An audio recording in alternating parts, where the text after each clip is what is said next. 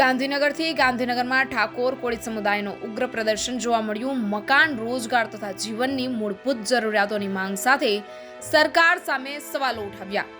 આજરોજ ગાંધીનગરના સેક્ટર 6 સ્થિત સત્યાગ્રહ છાવણી ખાતે સમસ્ત ઠાકોર અને કોળી એકતા સમિતિ ગુજરાત દ્વારા ઉગ્ર વિરોધ પ્રદર્શન યોજાયું। પ્રદર્શનકારીઓની મુખ્ય માંગો રહેવા માટે પાકા મકાન, જીવન વ્યાપન માટે જરૂરી રોટી, સ્થિર રોજગારની વ્યવસ્થા। પ્રદર્શનમાં મોટી સંખ્યામાં લોકો ઉમટી પડ્યા હતા। ઉપસ્થિત સમુદાયના આગેવાનો અને નાગરિકોએ સરકાર સામે તીખી ટીકાઓ કરી।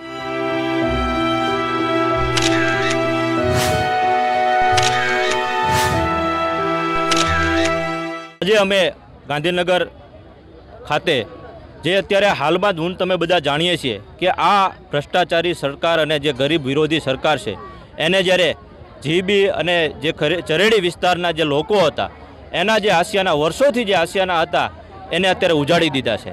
ઉજાડી દીધા એ એવી રીતે ઉજાડી દીધા કે જાણે કેમ રાતે જેણે જાકુઓ પડતા હોય એમ વહેલા 4 વાગે પોતાના બુલડોઝર અને લઈ અને જે લોકો પોતાના ઘરમાં સૂતા હતા, દીકરા દીકરીઓ સૂતી હતી, ક્યાંક પ્રસૂતિની પીડા ભોગવનારી બેન હતી એ ભોગવતી હતી, ક્યાંક ને ક્યાંક વડીલો જે પોતાની બીમારીથી કણસતા હતા એ લોકો સૂતા હતા, એમનું પણ સહેજ પણ ધ્યાન રાખ્યા વગર અને રાતે વહેલા 4 વાગે જેને જેમ ડાકુઓ જેણે ગામ આખું લૂંટવા આવ્યો એમ ચરેડી અને આજુબાજુનો વિસ્તાર જેણે લૂંટી લીધો અને આસિયાના એક ઝપટમાં પૂરેપૂરું ધ્વસ્ત કરી દીધું। તો આનો ક્યાંનો ન્યાય છે?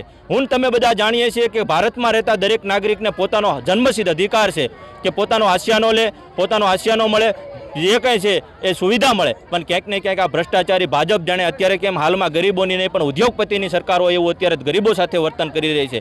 જ્યારે મત લેવા હોય ત્યારે મારા ગરીબો, જ્યારે એને સત્તામાં બે હોય ત્યારે ગરીબો, સીએમમાં બે હોય ત્યારે ગરીબો, અહીંથી પીએમ બનવું હોય ત્યારે પણ ગરીબો, પણ જ્યારે મારા ગરીબોના મકાન ઉજાડવા હોય ત્યારે જાણે આંખ આડા કાન કરીને જે વાંદરા બની જતા હોય અત્યારે આ સરકાર છે, સરકારમાં બેઠેલા લોકો છે એ જે વાંદરા બનીને અત્યારે જે મૂકબધિર થઈને કામ કરે છે, ક્યાંક ને ક્યાંક એમની આત્મા છે એ મરી ગઈ છે। અમે આત્મા જગાડવાનું કામ કરી રહ્યા છે અને ચરેડી વિસ્તારના લોકોને જે અત્યારે એમની ન્યાય અને માંગણી છે એ માંગણી જ્યાં સુધી ન સંતાય ત્યાં સુધી અમારે મુકેશભાઈ રાજપરા અનશન ઉપર બેઠા છે અને એના હાથ અમે મજબૂત કરવા માટે અહીંયા અત્યારે ઊભા છીએ। તમે જોઈ શકો છો કે અત્યારે વરસાદનો માહોલ છે, વરસાદ ચાલુ છે, ટાઈડ હોય, તડકો હોય, ગરીબો જાય ક્યાં? ત્યાંય વ્યવસ્થા નથી, અહીંયા વ્યવસ્થા નથી, છતાં પણ પોતાના ન્યાય માટે અને હક માટે અત્યારે લોકો બેઠા છે। તો અમારી માંગણી છે સરકાર તાતી અસરથી અમારી આ જે માંગણીઓ છે એ પૂરી કરે અને આ ગરીબોને છે એ ન્યાય આપે।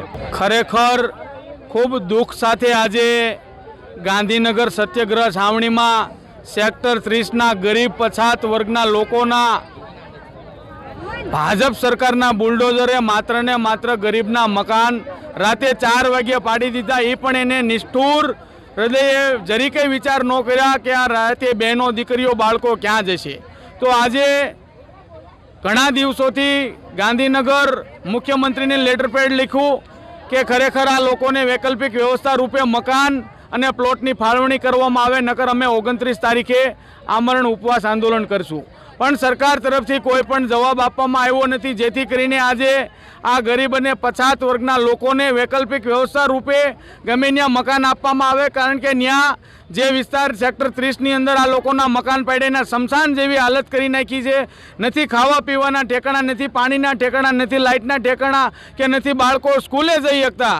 તો આજે આ ગંભીર પરિસ્થિતિની અંદર એક બાજુ આ સરકાર એવી વાતો કરે છે કે દરેક ગરીબને ઘરનું ઘર મળશે, લાઇટ પાણીની વ્યવસ્થા કરશું, પણ આજ તમે જુઓ આ બહેનો દીકરીઓને રોડે રઝળતી કરી નાખી છે।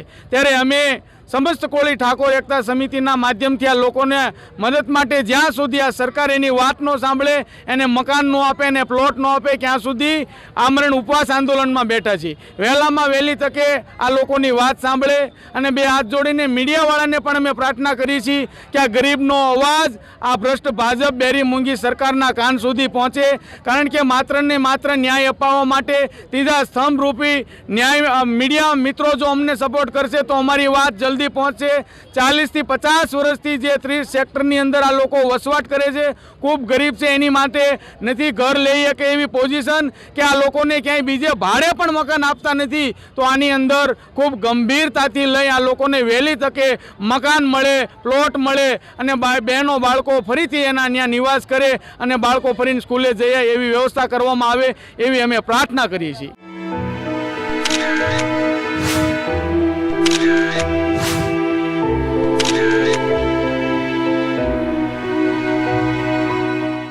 તેમનો દાવો છે કે સેક્ટર 30માં ગરીબોને મકાનની યોજના હેઠળ ઘર અપાય, નહીં તો તેઓ ચીમકી આપે છે કે હવે નહીં સાંભળો તો તમારી ખુરશીઓ ખાલી કરાવશું. આંદોલનકારીઓનો સ્પષ્ટ સંદેશો છે, વિકાસના નારા ખાલી જ છે જો છત નહીં હોય તો. અત્યારે સરકાર તરફથી કોઈ અધિકૃત પ્રતિસાદ મળ્યો નથી, પણ આ મુદ્દો હવે રાજકીય તાપમાન વધારતો જણાઈ રહ્યો છે.